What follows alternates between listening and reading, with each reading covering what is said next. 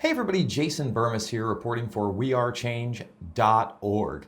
And since this seemed to be the year of Me Too and sexual predators being outed, I thought it would be a good idea to go over some of the stories that missed that movement this year and some of the more trying sexual predator stories out there that are still being downplayed by the mainstream media in general.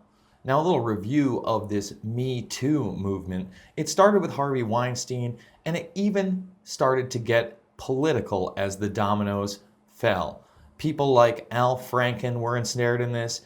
And the other major story at the Capitol today, the mounting calls for Senator Al Franken to step down amidst more allegations of sexual misconduct. Today, I am announcing that in the coming weeks, I will be resigning as a member of the United States Senate.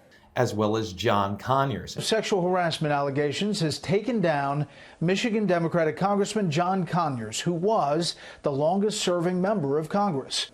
I am retiring today. However, even when Hollywood superstars like Kevin Spacey were outed as pedophiles, this aspect was downplayed. Spacey made a sexual advance on him when he was 14 years old.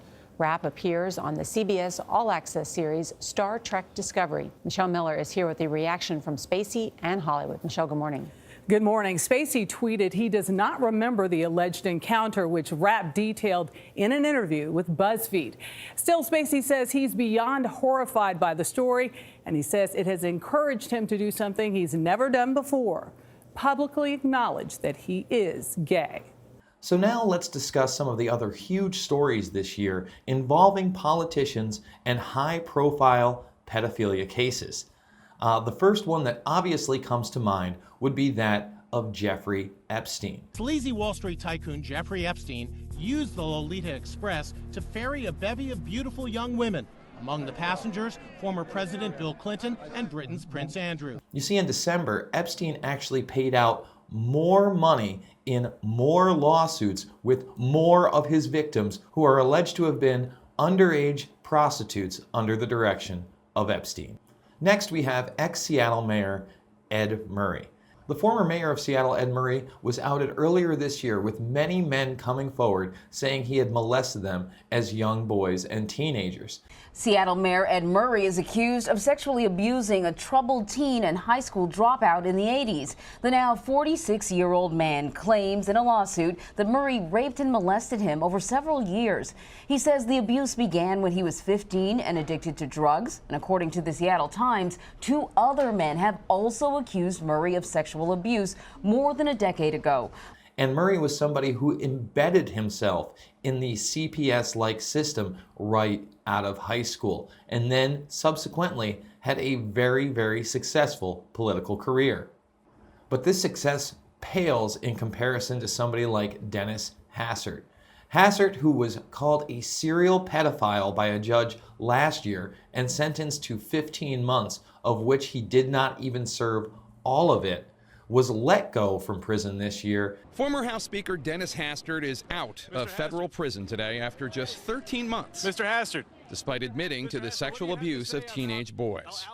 At least 3 of Hastert's victims say they were high school students in Yorkville, Illinois, when their wrestling coach, Hastert, abused them. And that same judge recently ruled that Hastert could be nowhere near any minors.